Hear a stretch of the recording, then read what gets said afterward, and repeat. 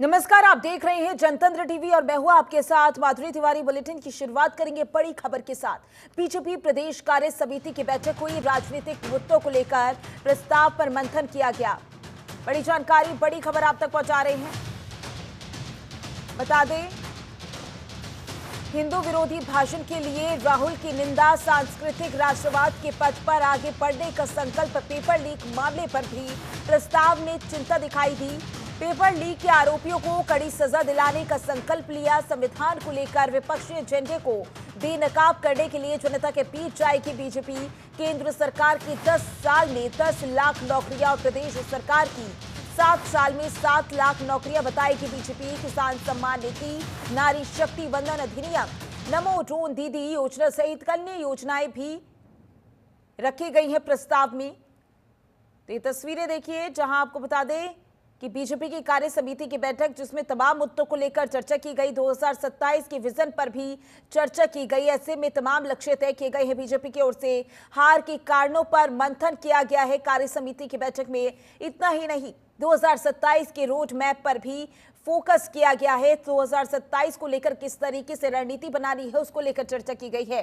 खराब प्रदर्शन को लेकर भी इस बैठक में चर्चा की गई है, मंथन किया गया है। बड़बोले विधायकों और कार्यकर्ताओं पर नजर रहेगी। तो देखिए, यहाँ इस बैठक में तमाम विधायक सांसद मौजूद थे। विवादित बयान या संदेश न देने के निर्देश भी जारी कर दिए गए हैं। अलग अलग लोगों को जिम्मेदारी दी जाएगी। इसके अलावा अगर बात की जाए तो तीसरी बार मोदी सरकार बनने पर बधाई दी जाएगी। तो लखनऊ में बीजेपी का महामंथन चला। नैरेटिव फैलाकर गांव-गांव तक भ्रम फैलाने के मुद्दे पर चर्चा की जाएगी। तमाम मुद्दों को लेकर विपक्ष पर भी निशाना साधते हुए जेपी नड्डा और सीएम योगी आदित्यनाथ नजर आए। ऐसे में ये बैठक काफी अहम रही। 2027 के रोड मैप पर फोकस किया गया, यानी कि 2027 को लेकर किस तरीके से रणनीति तैयार करनी है, इस पर चर्चा की गई। और लोकसभा चुनाव में जिस तरीके से बीजेपी का उत्तर प्रदेश में खराब प्रदर्शन रहा, उसको लेकर भी इस बैठक के दौरान चर्चा की गई। और ज्यादा जानकारी के लिए हमारे संवाददाता अवनीश कुमार हमारे साथ जुड़ चुके हैं। अवनीश, कार्य समिति की बैठक हुई, बैठक काफी महत्वपूर्ण रही। इस दौरान बीजेपी विपक्ष पर निशाना साधती हुई भी नजर आई। लेकिन अगर बैठक के दौरान मुद्दों की बात की जाए तो वो कौन कौन से मुद्दे थे जिन पर चर्चा की गई? जी बिल्कुल, देखिए, भारतीय जनता पार्टी के कार्य समिति की बैठक हो चुकी है और इसमें राजनीतिक प्रस्ताव रखा गया। अब उसी राजनीतिक प्रस्ताव में जो मुद्दे रखे गए, उन मुद्दों पर भारतीय जनता पार्टी आगे बढ़ेगी। उपचुनाव में भी वही मुद्दे दिखाई देंगे और आने वाले विधानसभा चुनाव में भी उसी मुद्दे पर भारतीय जनता पार्टी लड़ेगी। सबसे पहला, राहुल गांधी पर हमला बोला गया। राहुल गांधी को हिंदू विरोधी बताया गया और कार्यकर्ताओं से कहा गया कि इसका प्रचार करें कि राहुल विरोधी हिंदू विरोधी है। माफ करिएगा, राहुल गांधी हिंदू विरोधी है। तो साफ है कि राहुल गांधी और कांग्रेस को घेरने की पूरी कोशिश की गई है। चाहे वह भाषण रहा हो, चाहे प्रदेश अध्यक्ष भूपेंद्र चौधरी का रहा हो, या मुख्यमंत्री योगी आदित्यनाथ का रहा हो, या जेपी नड्डा का संबोधन रहा हो। भूपेंद्र चौधरी ने यहां तक अखिलेश यादव को सलाह दी कि कांग्रेस भस्मासुर है। अगर आप कांग्रेस के साथ रहते हैं तो स्वाभाविक सी बात है कि आने वाले चुनाव में आप खत्म हो जाओगे और कांग्रेस आपके मुस्लिम वोटों को अपने पाले में लाने की पूरी जो कोशिश है वो कर रही है। ये मुद्दा रखा गया। उसके बाद जेपी नड्डा ने बताया कि कांग्रेस के अनपढ़ कौन है और बताया कि इनको किस तरीके से समझाया जा सकता है और किस तरीके से जो भ्रम है वो फैलाया गया है। लेकिन साफ है कि ये मुद्दा एक अलग है, राजनीतिक मुद्दा है। उसके बाद जिस तरीके से उत्तर प्रदेश में युवाओं को नौकरी दी गई, उसका प्रचार करना है। जो केंद्र सरकार, राज्य सरकार की योजनाएं हैं, उसका बखान करना है। उसके बाद जो पेपर लीक कांड हुआ, उसमें किस तरीके से विपक्ष भ्रम फैला रहा है, उसको लेकर वह बातचीत करेंगे। यानी एक तरीके से पूरे संगठन को एक करने के लिए अपील की गई है। सरकार और संगठन को मिलकर काम करना, और यही वजह है कि ये कार्य समिति में जितने भी सांसद हैं, विधायक हैं, जितने भी जिला अध्यक्ष हैं, क्षेत्रीय अध्यक्ष हैं, जो ब्लॉक प्रमुख हैं, जिला पंचायत अध्यक्ष हैं, उन सभी को बुलाया गया था ताकि जो एक क्रम होता है पार्टी का, उस क्रम तक संदेश पहुंचाया जा सके और वहां से वो क्रम से संदेश अंतिम व्यक्ति तक पहुंचाया जा सकते हैं। यही वजह है कि जब जेपी नड्डा संबोधन कर रहे थे तो उन्होंने कहा कि उत्तर प्रदेश में उपचुनाव है, विधानसभा चुनाव भी आने वाले समय में होगा, उसको लेकर अभी से तैयारी करनी है। किसी के मन में नकारात्मकता नहीं होनी चाहिए। जो नाराज हैं उनकी नाराजगी को दूर किया जाए, किसी तरीके का भीतरघात नहीं होना चाहिए। और 2024 का जो लोकसभा चुनाव हुआ था उसके जो नतीजे आए हैं उसको भुलाकर ये देखे कि केंद्र सरकार में फिर से तीसरी बार नरेंद्र मोदी प्रधानमंत्री बनकर आए हैं। तो साफ है कि ये संदेश जाना चाहिए और सकारात्मक संदेश जाना चाहिए। यही पूरा मंथन किया गया और इसी मंथन पर भारतीय जनता पार्टी नाराजगी दूर करने की यहाँ पर कोशिश की गई है। बैठक में तमाम मुद्दों को लेकर चर्चा की गई, लेकिन 2027 की बात करें तो अब 2027 को लेकर किस तरीके की रणनीति बनाती हुई बीजेपी नजर आ रही है? बिल्कुल, देखिए 2027 में विधानसभा चुनाव है। ऐसे में भारतीय जनता पार्टी की पूरी कोशिश होगी कि जिस तरीके से 14 से लेकर 22 तक का प्रदर्शन ना भारतीय जनता पार्टी का, वो प्रदर्शन 2027 में भी दिखाई दे। इसके लिए जरूरी है कि कार्यकर्ताओं के अंदर ऊर्जा भरी जाए, उत्साह भरा जाए, उनके जो समस्याएं हैं उन समस्याओं को दूर किया जाए। और यही वजह है कि जब कार्य समिति की बैठक हुई तब तमाम इसमें मंथन किया गया।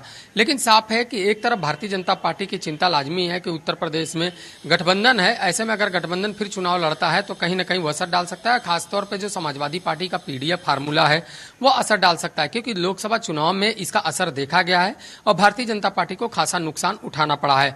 2027 के विधानसभा चुनाव में यह नुकसान न उठाना पड़े, उसको लेकर अभी से फूक फूक कर कदम रखा जा रहा है। लेकिन भारतीय जनता पार्टी अपनी तैयारी कर रही है, लेकिन विपक्ष भी लगातार उत्साह से भरा हुआ है, क्योंकि लोकसभा चुनाव में जिस तरीके का प्रदर्शन रहा है उसको लेकर अखिलेश यादव हो या राहुल गांधी हो, वो लगातार इस बात का दावा करते आ रहे हैं कि आने वाले चुनाव में भी जनता जो है वो इनके साथ रहेगी। वहीं भारतीय जनता पार्टी का दावा है कि एक बार हुआ, लेकिन अगली बार ऐसा नहीं होगा। पार्टी के सभी नेता एक साथ मिलकर चुनाव लड़ेंगे, आगे बढ़ेंगे और कहीं न कहीं सफलता हासिल करेंगे। और जब मुख्यमंत्री योगी आदित्यनाथ जब कल संबोधित कर रहे थे कार्य समिति को, तब उन्होंने कहा था कि किस तरीके से पहले की सरकारें नहीं है। उन्होंने मुहर्रम का जिक्र किया कि पहले जब मुहर्रम होता था तो सड़कें सूनी हो जाती थी, लेकिन आज के समय में जब मुहर्रम होता है तो किसी को पता भी नहीं चलता। यानी साफ है कि अराजकता नहीं करने दी जाती, जनता को जो सुविधाएं हैं वो दी जाती हैं, किसी भी तरीके का उन्माद नहीं होता है, कानून व्यवस्था का राज है। महिला सुरक्षा को लेकर उन्होंने चर्चा की, उत्तर प्रदेश में जो काम किया गया उसको लेकर उन्होंने चर्चा की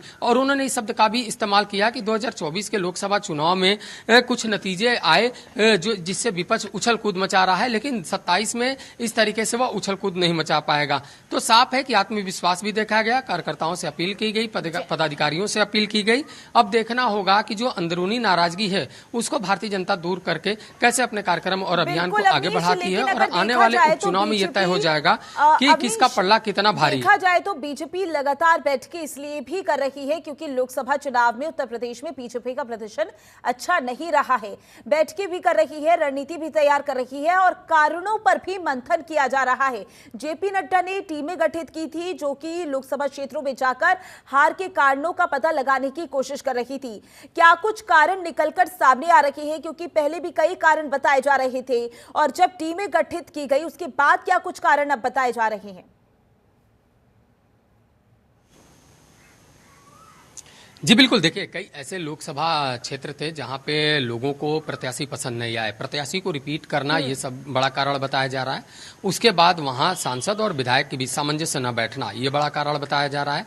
कई जगह जो हारे हुए सांसद हैं उन्होंने माफ करिएगा हारे हुए जो प्रत्याशी हैं उन्होंने आरोप लगाया कि किसी भी तरीके से जो है विधायकों ने उनका साथ नहीं दिया, पदाधिकारियों ने उनका साथ नहीं दिया। उसके बाद संविधान और आरक्षण के मुद्दे पर विपक्ष ने जिस तरीके से भारतीय जनता पार्टी को घेरने का काम किया उस पर भारतीय जनता पार्टी अपना पक्ष नहीं रख पाया। तो ऐसे तमाम मुद्दे हैं, कार्यकर्ताओं की सुनी नहीं गई और इसी को लेकर समीक्षा बैठकें की गई थी। सबसे पहले समीक्षा बैठक संगठन की ओर से हुई थी। संगठन के मुखिया जो भूपेन्द्र चौधरी उन्होंने बैठक की थी, धर्मपाल सिंह ने बैठक की थी। इस बैठक में देखा गया कि जो अंदरूनी गुटबाजी है, जो भीतरघात है, वो सबसे बड़ा नुकसान का कारण है। उसके बाद जो प्रत्याशी का चयन है वो भी नुकसान का कारण है और यही वजह है कि कार्यकर्ता भी नाराज रहे, लोग भी नाराज रहे और जो पीडीए का फार्मूला है वो समाजवादी पार्टी का सफल साबित हो गया।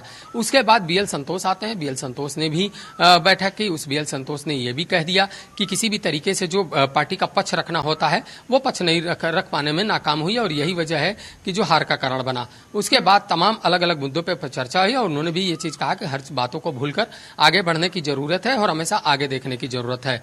उसके बाद मुख्यमंत्री योगी आदित्यनाथ अलग अलग क्षेत्रों के पदाधिकारियों के साथ, सांसद और विधायकों के साथ बैठक कर रहे हैं, उनसे बातचीत कर रहे हैं कि क्षेत्र में क्या समस्या है, कार्यकर्ताओं की क्या समस्या है, उनको कैसे दूर किया जा सकता है, जो नाराजगी है उनको कैसे दूर किया जा सकता है और भारतीय जनता पार्टी की जो मंशा है उस पर आगे कैसे बढ़ा जा सकता है। आगे तभी आप बढ़ पाएंगे जब सभी की विचारधारा के साथ चलेंगे। तो साफ है कि इसमें नाराजगी सब नहीं होना चाहिए। तो इसी को लेकर मुख्यमंत्री योगी आदित्यनाथ लगातार बैठकें कर रहे हैं और बैठकों के जरिए जो है बड़ा संदेश वह देते हुए नजर आ रहे हैं। बिल्कुल अवनीश, देखना होगा 2027 के लिए बीजेपी को कौन कौन सी चुनौतियां और जिनका सामना बीजेपी को करना पड़ेगा। आगे की जानकारी के लिए हमारे साथ बने रहिएगा अवनीश।